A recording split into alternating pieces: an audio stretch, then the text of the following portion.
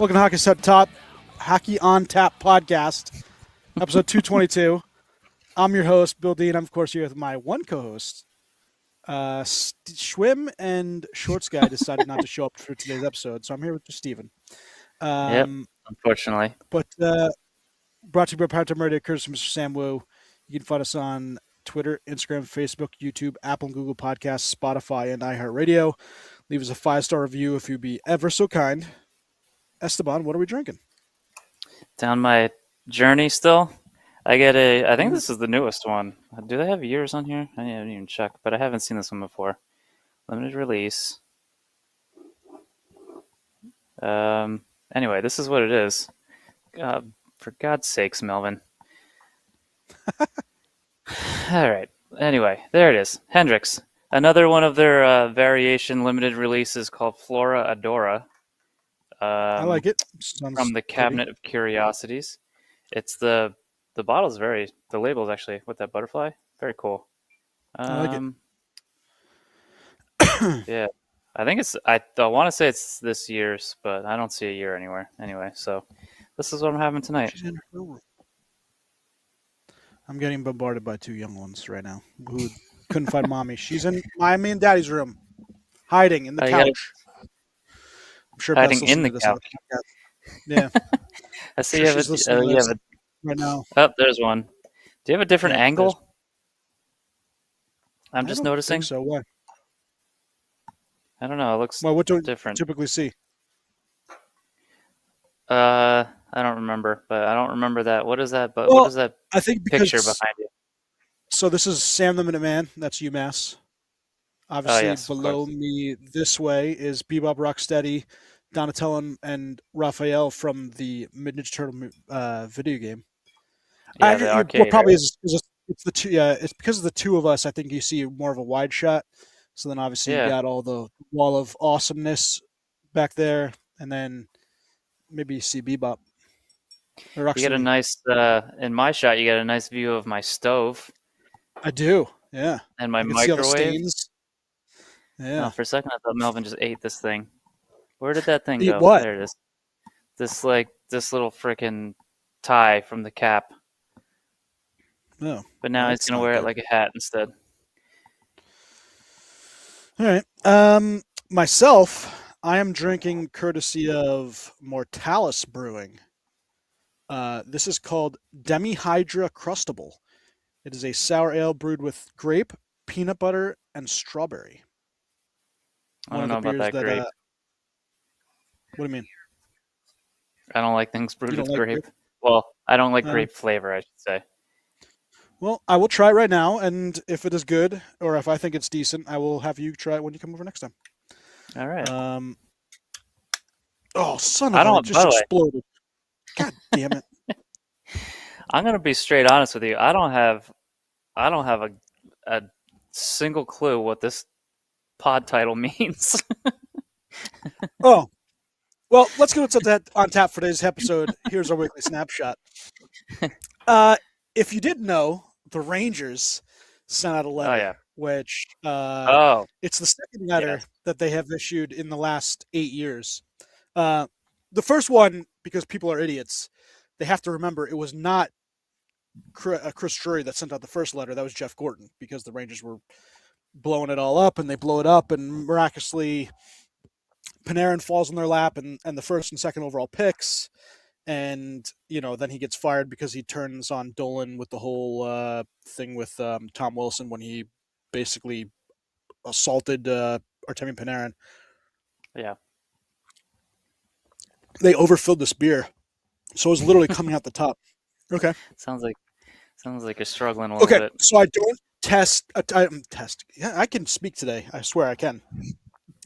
I don't taste any grape, but there is strawberry and peanut butter. That is delicious. Strawberry. Okay. Yeah, it's like a peanut butter and jelly. That is. But they say like uncrustable, right? Isn't that what they kind of have in the title? Is that what it said? Demi-Hydra Crustable. Crustable. Okay, not uncrustable. And it's got the not uncrustable, but it's got the Hydra on it. Yeah. It's that's pretty cool. Looking. Artwork from Mortalis. Little King Ghidorah type. So obviously the Rangers sent out a letter. It was out last week. I was on vacation down in a sunny place where I wasn't getting snowed in. Um, Until now. but yeah, until now. Yeah, I came back just in time to get for my back to hurt. Um, but so they sent out the letter, and it's nice in the regard that they're telling the fans, um, what they're going to be doing. They're a little more transparent. Hey, listen, a couple of the guys that you've learned to love and cheer for are going to be gone. Obviously, everyone knows that means Artemi Panarin, but they made it sound plural. So I think that means guys like maybe Braden Schneider, and I think it definitely means Vincent Trocheck. I mean, they And didn't specifically say that no one is off limits. You're just kind of no, assuming that some players are, right? I think the only two players that are off limits would be Shesterkin and Fox. And I think it's actually more Fox than Shesterkin, just because Fox is the one guy that wanted to be here. Right? He made it his end goal before he even set foot in the NHL to be a New York Ranger. So I think he stays. Now, if they were to get blown away by an offer for Igor Shesterkin, I think they would absolutely listen to that. But I think everybody else, other than if you have a no movement clause like Zibanejad or JT Miller, um, I, I think that they would listen, and then maybe talk to them about it. But yeah, so everyone's up and available for a trade, and I think that even includes the young kids like a Cooley or a Lafreniere and some of these other guys.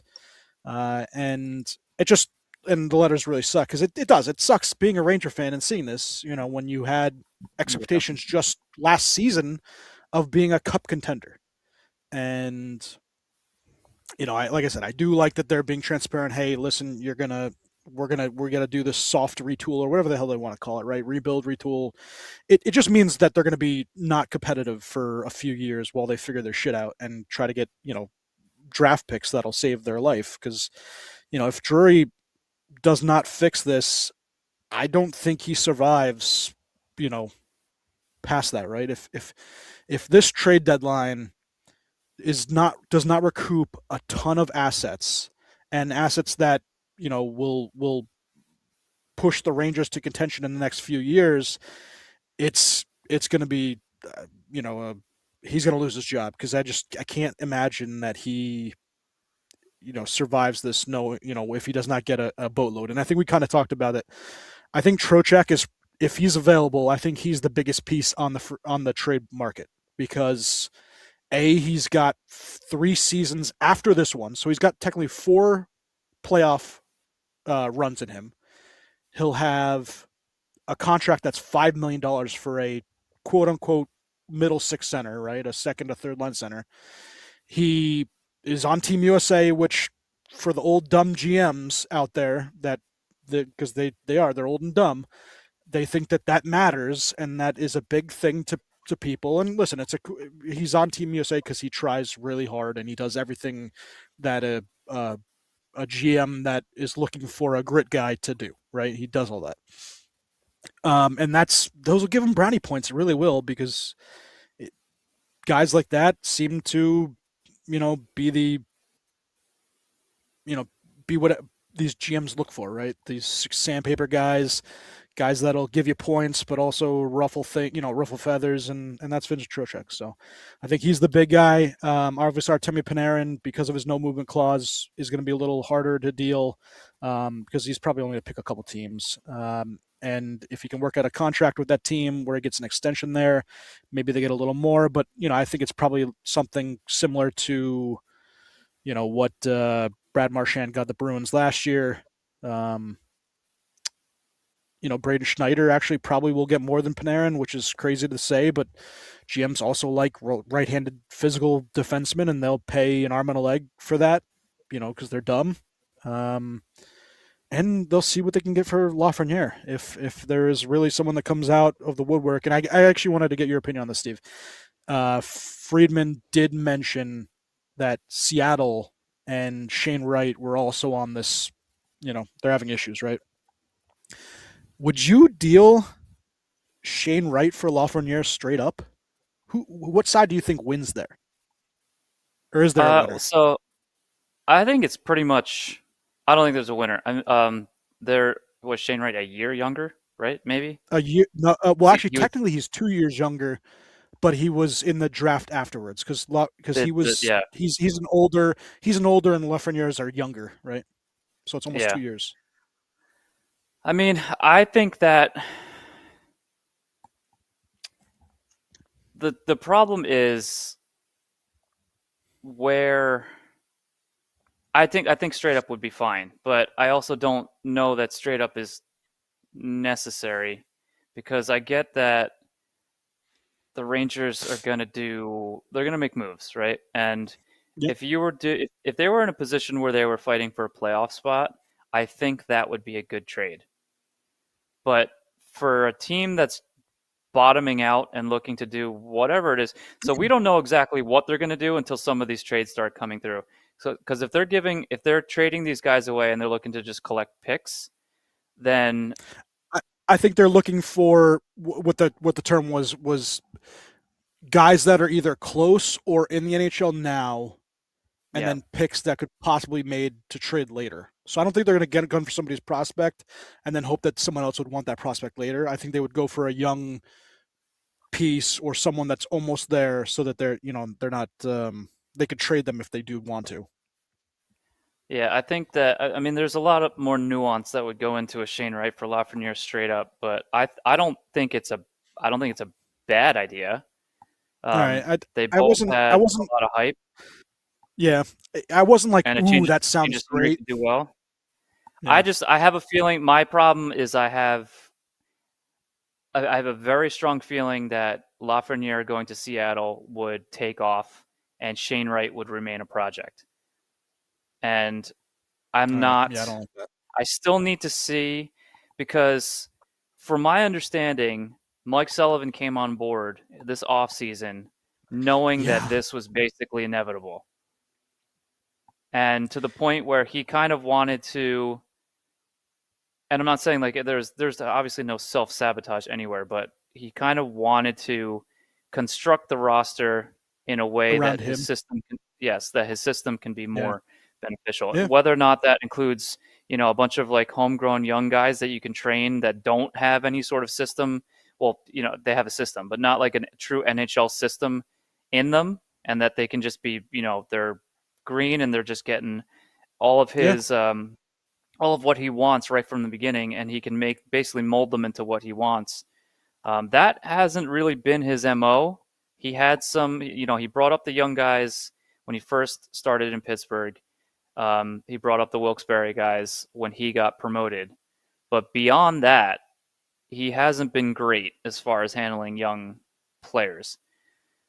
He was always a veteran kind of guy, but yeah. maybe there's some sort of maybe he envisions something else, and there's something else that he's looking that can be done there. But that would be my only issue would be with that straight up trade is that I don't know that I necessarily see Shane Wright coming into this environment and shining. Whereas I can see Seattle's, they're in a potential. I mean, they had a nice little hot streak. They're still doing okay, but they're one of the hottest teams for a little while there before they lost a handful of games, Hmm. but still competing, right? So I think Lafreniere can go over there, get top line minutes, and potentially really succeed. And Shane Wright, I'm just not sure because he's had flashes, moments, but I feel like Lafreniere can do a lot, has more intangibles than Shane Wright does, at least at this Okay. stage in his career.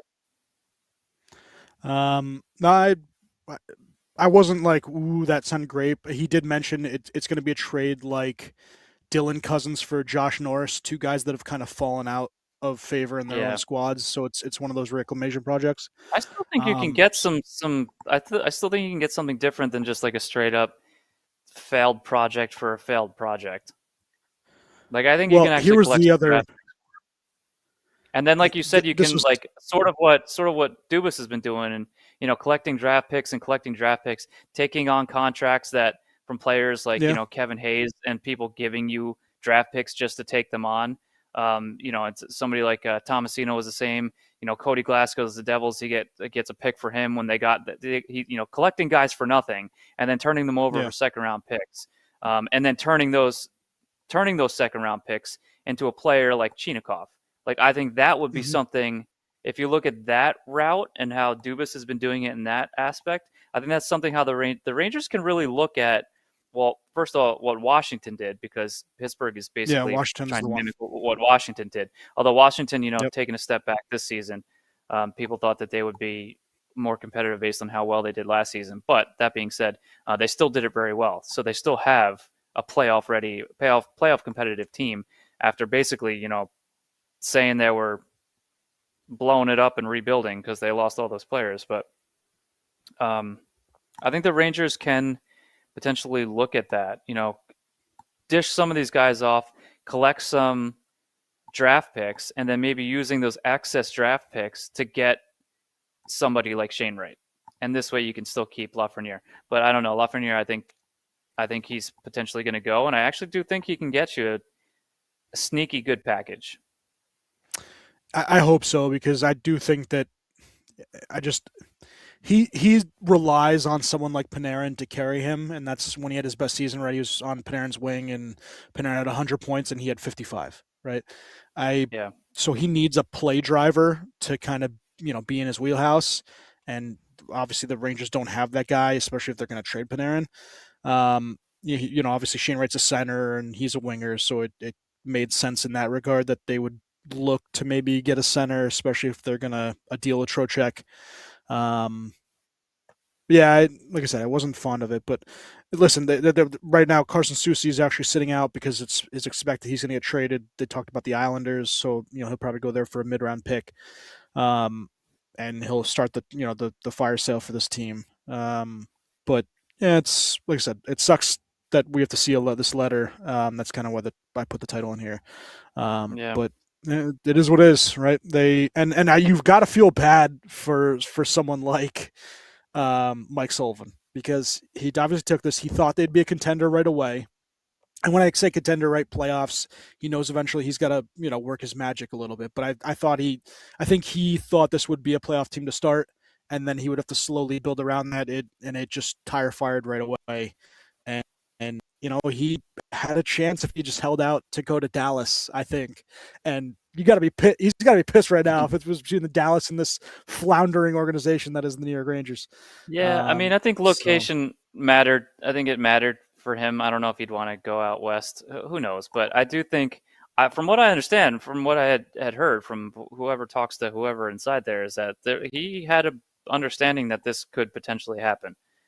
So I don't know that he went over thinking that he's going to be, a Stanley Cup contender. Obviously, he's going to try, but should things – because, all things considered, if you look at this team, the first thing you think of is, the coach has got to be in the hot seat because the Rangers were supposed to be a playoff team. Now, I don't know about contending for whatever, but they were look at all of the moves that they made in the offseason. The moves they made in the offseason was for a team that was going to make the playoffs. So I think a lot of people had them penciled in to being a playoff team. Not being the back half top of the Metro or whatever, but a playoff team. And locking them in, maybe wild card, maybe it's even slotting in the 2 or the 3. And now, they're this literally team one of the worst is in the league. Yeah, at points percentage, they're .462, which is the third worst in the league right now. Obviously, Vancouver is god awful at 39 points. The Rangers have 48, so they have a whiles to catch them. But Blues and the Jets are right at 47, with some gains in hand. But yeah, they're a tire fire, and they just it's bad. I did see, and while I mentioned, because I was thinking about trade teams that were interested in some of these Ranger players, and Minnesota was one of them. Obviously, Minnesota possibly would want Trocheck, Bill Guerin. Another one was Dallas, because they need another center. Would they go after Trocheck? And obviously, there's a guy over there that the Rangers would love to have in Robertson, but I think that's more of an off-season trade when they're because obviously Dallas is contending. The question I had the thing that I saw, so Friedman had mentioned that Mike Russo had said something about what if Minnesota used Jesper Wallstedt as a trade piece for a center, and that, I mean, sounds crazy to me considering he's playing so well, and is mostly going to be the starter for Sweden, and is a really young goaltender. But what if the Rangers, you know, gave up someone like Shesterkin and got a Wallstedt back, and then a boatload of the rest of basically the rest of Minnesota's prospects, and went that route, and it's intriguing. I am interested by that, but he had mentioned more for centers, if it was a Trocheck or seeing what other center would be available, but it was just something I saw to I wouldn't say no to that if that was going to be kind of the way they wanted to go. Yeah, I mean, I don't know that. I mean, if you're losing Shesterkin, but you're getting somebody like Wallstedt back, hypothetically, it's not the end of the world if you were going to lose your star goaltender and getting somebody who has that kind of potential. And another Swede, who you're very used to. Yeah. Yes, we but are. I just can't. And I'm constantly proven wrong about, I just can't imagine GMs doing certain things.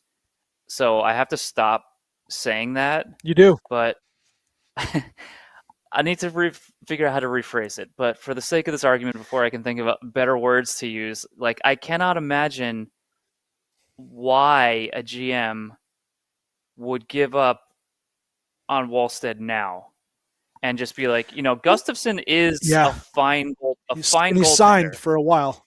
Yeah. But Wallstedt is younger and really shining, has the pedigree, has actually more pedigree than Gustafsson ever had. Yeah. So I think Gustafsson, I think he was a second round pick by the Penguins. I'm pretty sure it was a second round. But I just can't. I just can't. I mean, maybe Gustafsson, and given, but I can't. That being said, but like I said, if they end up getting Shesterkin back for the playoffs, that kind of makes sense because but then you have to do. Then what are you going to do with Shesterkin and Gustafsson's contracts? That's a lot of money in goaltending, and Gustafsson and Shesterkin's your workhorse, and Gustafsson's going to need to play. Yeah. So that it just doesn't make a lot of sense. But going into the playoffs for Minnesota, I cannot see them doing any sort of goaltending move for this, at least for this season, because they're probably gonna need both of them. There's no way they would trade Gustafsson, even if it was for a center. They'd rather use picks or prospects.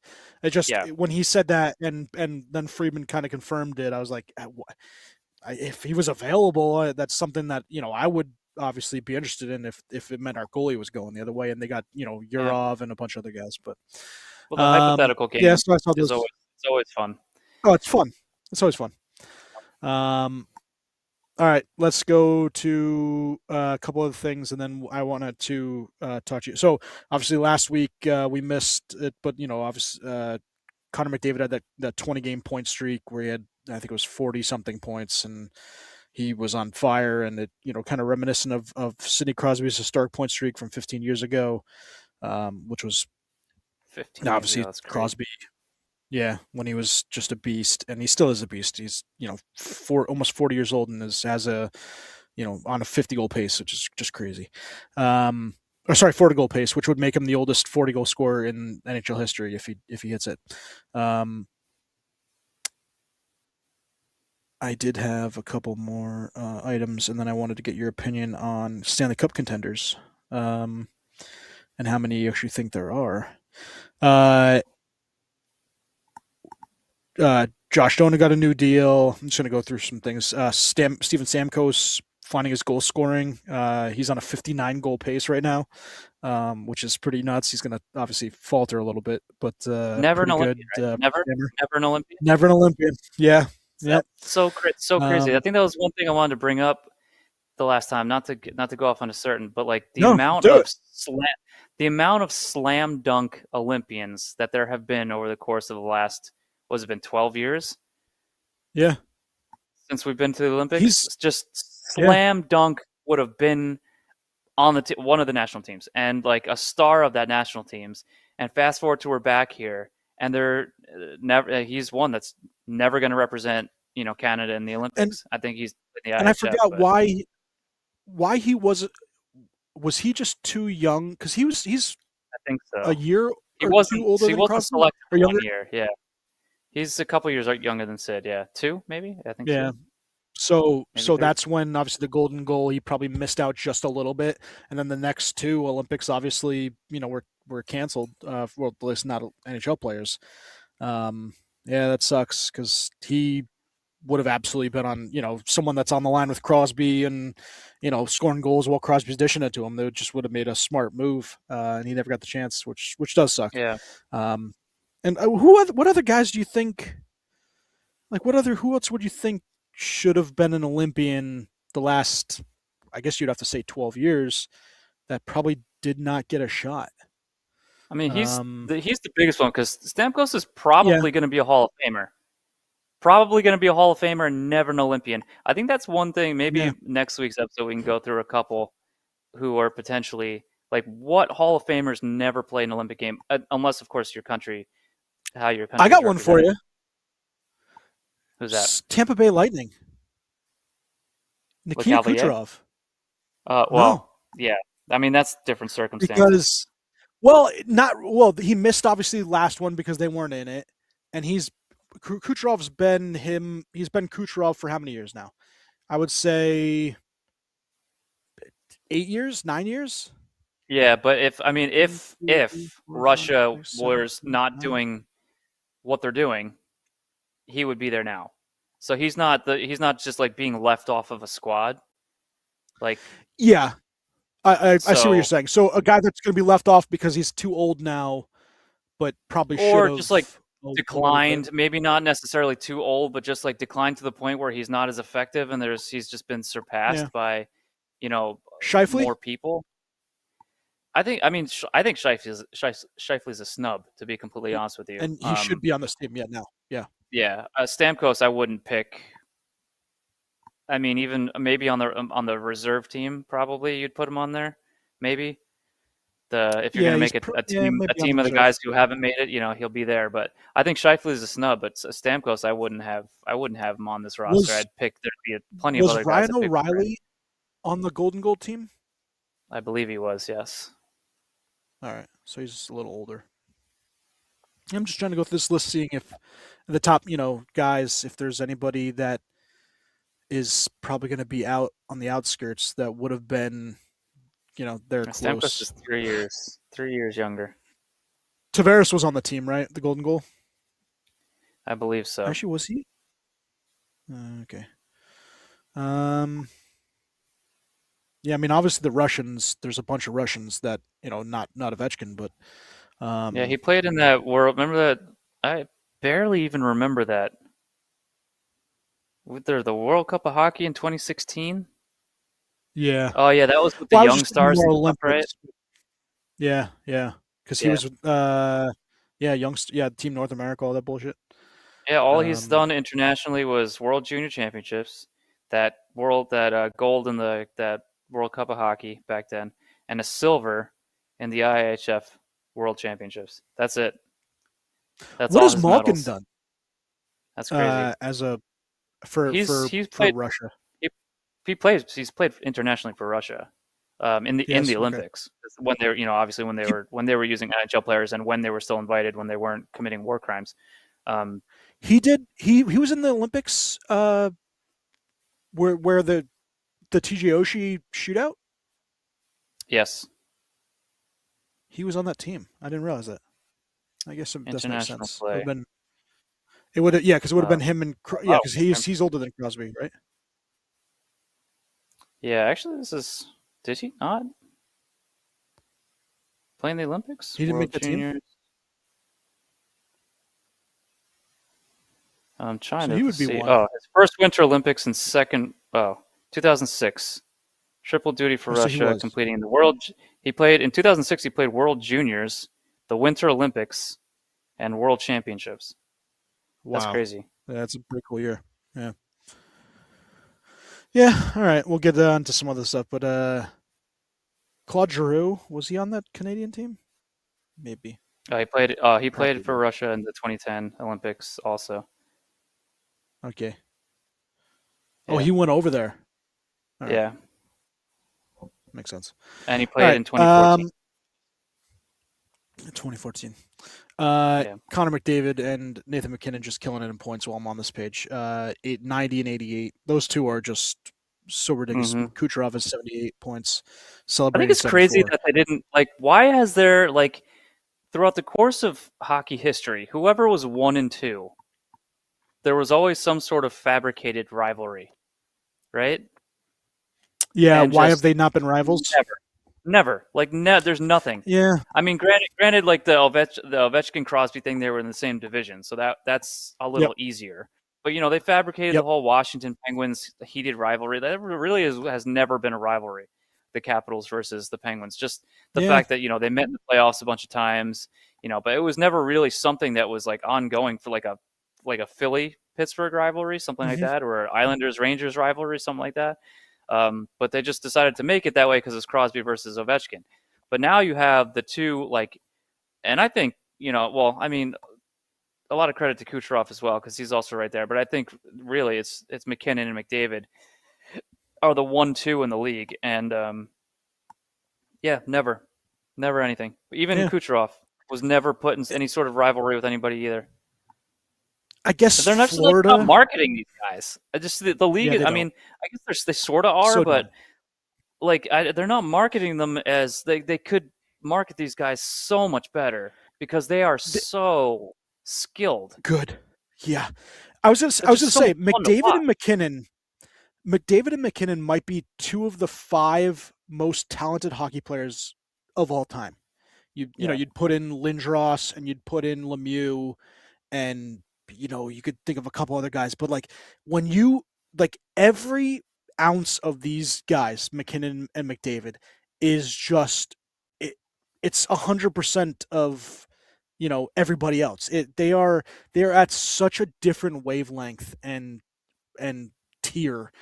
They're just so much fun to watch. And McKinnon's going to have 50 goals at least, close to 60. McDavid is going to have over 100 points again for the 10th, 11th time in his career. Yeah, they're so good, and it is so impressive. Just quickly, plus minus. McKinnon is still number 1 at 49. Okay. Natchez is 41, so he's 1-2. Who's your new negative leader? And it's an old friend, 2 old friends of ours, actually. Is it not Brock Besser? Brock Besser's tied with an old Okay. friend as well, Mackenzie Weegar. Right. Guess what? So McKinnon's 49 plus 49. What Yeah. are Besser and Weegar? Minus 26. 30. Oh, They are 80, 79 plus minus from each other. And we love Brock Besser. He's a friend of the pod and a good old American boy, and we love him dearly. But that sucks. I hope he's Poor, okay too. He poor took a Brock Besser nasty on hit. Vancouver. He did. I'll be the first. I'll be the first to. That was an elbow. Yeah, and I think a suspension is absolutely 100% warranted. Yeah. And so I know that was, Russ has a in-person. Rust, yeah. He has an in-person hearing. I think tomorrow maybe or something. But absolutely. That was the I mean, end of the game, Rust right? has never been. Yeah, it was like that's one of those things where the league looks at it even harsher because you can't just go take a major penalty at the end of the game because it doesn't matter, the game's over anyway because there's no time on the clock. Like that should be, and I do think that should be accounted for as far as penalizing the person because you don't actually have to pay any sort of in-game penalty for it. You literally just take a guy out with a major and get away with it. But yeah, no, it's he should be given some sort of suspension. I know he doesn't have any past priors, but yeah, and I hope Besser's okay. Yeah, I agree. When you look at the wild card race, teams that stand out: Buffalo Sabres in 3rd in the Atlantic, Detroit's number 1, Tampa 2. The Metro Hurricanes, Penguins are the number 2 team. Yeah. Yep. Islanders number 3, and then you got Montreal and the Bruins at 1-2, and with Florida and Toronto kind of nipping at the heels. I'd like with that We're talking. lengthy winning streak that Tampa had, they're still not first in the division. Yes, Tampa's 8-1-1 in their last 10. So is Detroit. And Detroit's been awesome away, 18-8-1, 14-8-4 at home. And there's just obviously Buffalo was 7-2-1. They had a huge winning Yeah. streak going. They were awesome. Same thing now with Pittsburgh, as 6 winners of 4 straight. Boston's winners of 2 straight, 8-2 in their last 10. Yeah, teams are just they're flying right now. But then you look at the West, and Colorado once again 79 points. They're 11 higher than the next team, which is Minnesota, and then Dallas is right behind them. You have winners of 7 straight. The Ducks sitting third in the Pacific. They're doing really well, and both the Ducks and San Jose Sharks are talked about as maybe teams for Panarin and some other big time players. So we'll see how that works out. I think you can fully take advantage of the Ducks and the Sharks, fully. Mm-hmm. I would, and they have great prospect line. So, yeah. Hey, I'd go to the Ducks, or sorry, I'd go to San Jose and be like, we'll give you Panarin and Trocheck. You give us Michael Misa. Although I will say the Ducks with that Drysdale for Gauthier is so bad. Not looking so great for Philly. Although Philly's doing okay in their own right, but Gauthier is he's a stud. Yeah, and it's not like it wasn't they just really Philly's fault. But it wasn't that Philly messed up and picked the wrong player, thinking that he wasn't going to be this good. He just didn't want to be there. And and you know what? And Drysdale's he's a fine defenseman, but you're not gonna. Yeah. They were never going to get somebody like with Gauthier's pedigree in return, and he's as advertised. Cutter Gauthier just had an assist, as it tells my phone. Nice. Jamie Drysdale, if I remember rightly, he was supposed to be like a big power play quarterback, right? Yeah. I think at Erie he had 47 points in 49 games. He got hurt a couple times, so that was where it was. But I mean, 81 games with the Ducks back in 21-22. We had 32 points. It just never really, shot up from there. All right, quickly. Your Stanley Cup contenders, legit Stanley Cup contenders. I can name 8 teams, and I want to know where your line ends. Stanley Cup contenders. We'll start West first. Avalanche, Wild, Stars. Yes. Knights, Oilers.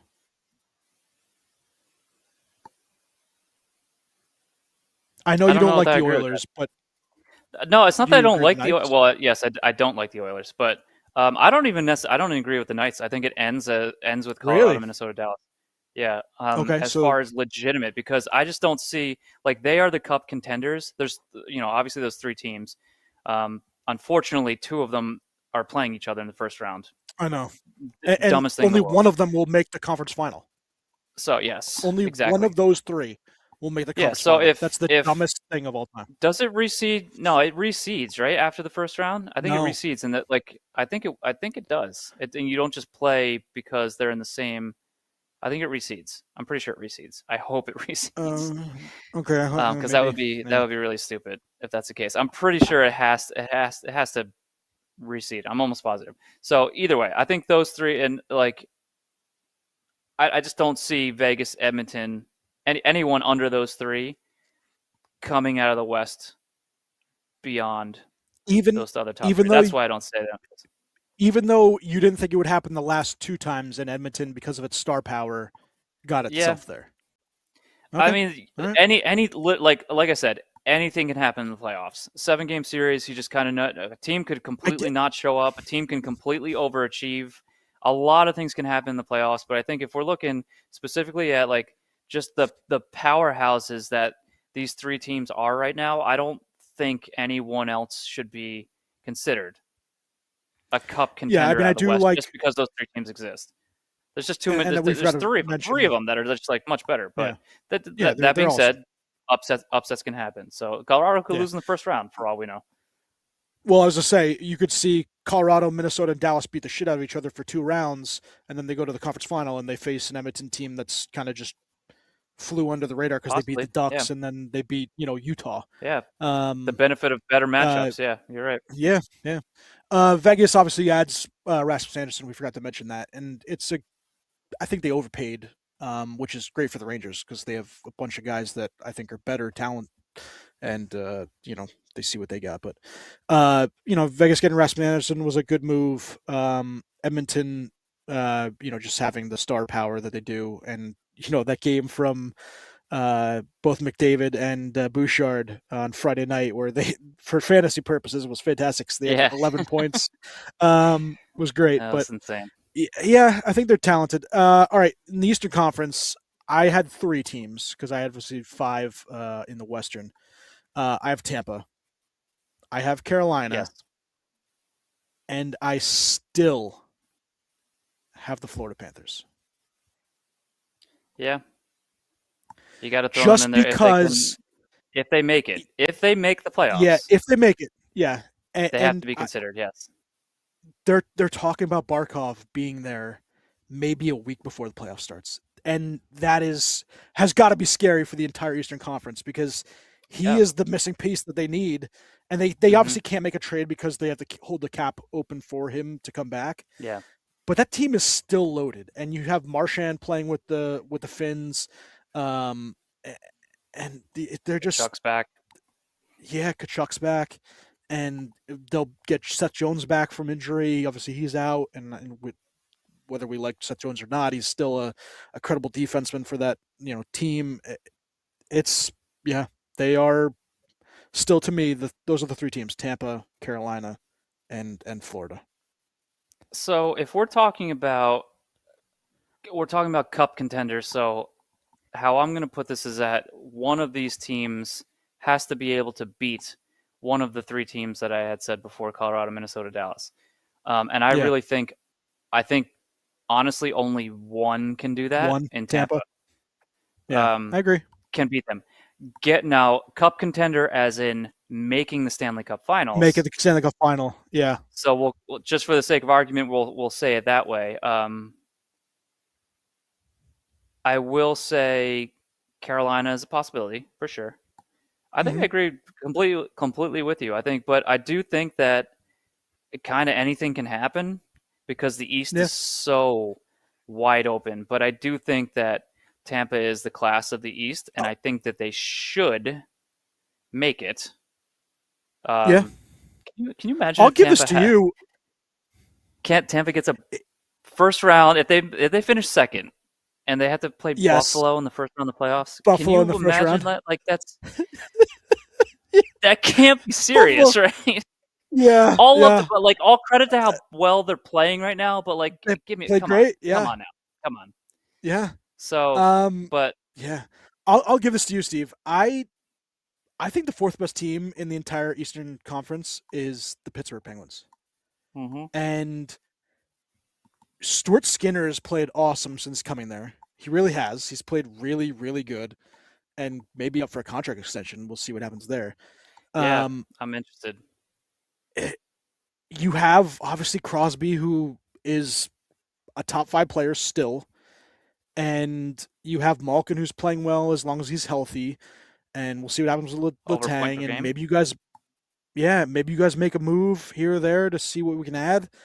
I, if their goaltending situation is as steady as it looks now, they're a, they're better than the Islanders. They're better than Buffalo, probably better than Buffalo. They're better than Detroit. I think Detroit's a fraud. Montreal and the Bruins, they have 1 line each, and I never liked Montreal. I just really think that the players that they have right there are not the top guys that they think they are. Florida is still injured, so we'll see what happens there, but they're better than Toronto and Washington and the Devils. The Devils suck. Um, I could say that being a Ranger fan that has, a shitty team Well, too. I mean, the Devils, Hey, Ray. they still have one of the the worst goal differential in the Eastern Conference. The Devils. Rangers are now No. the worst. Their Rangers are Oh, minus it's minus 23. 23. Devils are Just saw it. minus Yes, 21. Yeah, minus 21. Yeah, yeah. saw that. But still, that's Um, a team that wants to make the playoffs and thinks they're gonna, and they're a minus 21. Not gonna happen, boys. Not gonna happen. yeah, I mean Anaheim's it's also kind of minus a 8, and they're reality set check. third. I think as far as the easiest way, there's so much analytics in the league right now, but I think one of the easiest way to see how well a team is doing is goal differential. I think that Yeah. is a big measuring point as to see like whether or not your team is just having some a series of bad game here or there, some bad luck or some bad refereeing or what have you. If you look at their goal differential and you're that much into the minuses, then something is very flawed with your entire team. Well, then how about this one? What does minus 52 tell you about the St. Louis Blues, the Vancouver Canucks? And by the I way, think they're doing just fine. Colorado. Yeah, Jordan Binnington, Colorado, goaltender for Canada. yeah, Binnington is minus 52. Colorado's plus 76. Blackwood and Yeah. Wedgwood should have made Team Canada as the goaltending. That's all I gotta say. So, I think, yeah. I mean, whatever. I don't want to get into that, but as far as the Penguins, we got 3 weeks. Yeah, until that starts, so we can start, maybe potentially focusing on the Olympic teams. But no, as far as the Penguins go in the East, I think they are a legitimately good team, and I think when I was saying prior to the season starting is they're going to be better than people think that they're going to be. They're not going to be a bottom dwelling team. I think Schwim said the Penguins are going to make the playoffs. I'm pretty sure that was his bold prediction. He did. Yeah. Yeah. So Pens wild card. Yeah, my thing is, I have a couple questions. I'm not going to do a deep dive into the team. As you mentioned, goaltending, they've been doing a goaltending rotation, and my question is are the goalies doing so well because of the rotation? And when you go to the playoffs, you're not going to do a rotation. You're going to find a guy. It's obviously it's going to be Skinner, and then you see if they can ride it. So is that the reason? And credit to Muse if it's working, it's working, and they're winning. So don't change don't change anything now. But I've heard pundits for Pittsburgh say you don't talking about the trade deadline. The one thing is like you can't say no to a Jason Robertson like type. Yeah. If that pursue a Jason Robertson type, but don't pursue just anything that happens to be available just for the sake of potentially doing better for your lineup. But the chemistry is doing very well, and some of the younger players are actually paying the price for it because these guys are outplaying the younger players. So I'm not even saying that the younger players are getting picked on and they're getting sent to the minors just because they have veterans in these contracts. These guys are outplaying these younger kids. So until those younger kids outplay them and give them a reason to supplant them in the lineup, then the lineup is great.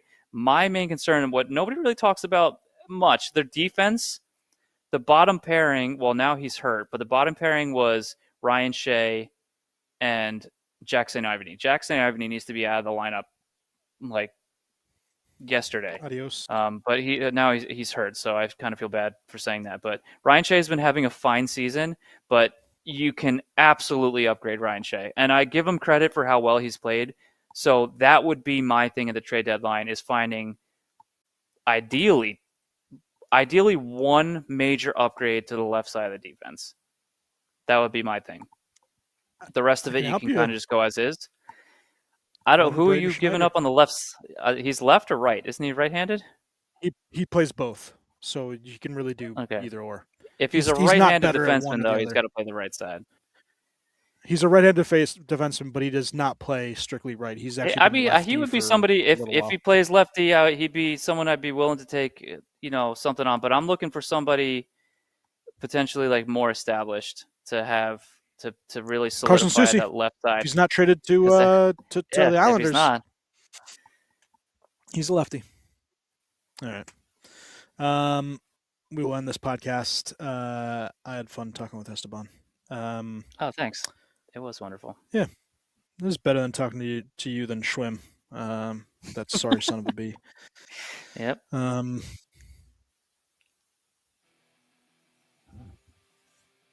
The music actually played this time. That's good to hear. Yeah, look at that. Demi-hydrocrustable. This is a 4.25, 4.5. Oh, wow. That's close. Yeah. Yeah, I really one.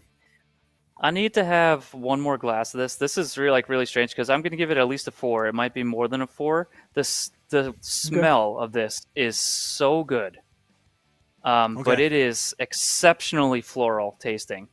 So I'm not sure if I'm like completely into that. It's very good, but extremely floral, like potpourri. I was going to get some because I had a lot of rum, obviously fantastic. being in the islands last week. I was going to bring home some rum, but there just wasn't really one I wanted to bring home. So, but we are going to open up when you come over. There's a gin up here that I've been saving from Loch Ness, which we will try. Nice. So, yes, please. We'll do that. Shrimp, take her home. Oh, no, you can't do it because you're a piece of shit. F you, Shrimp.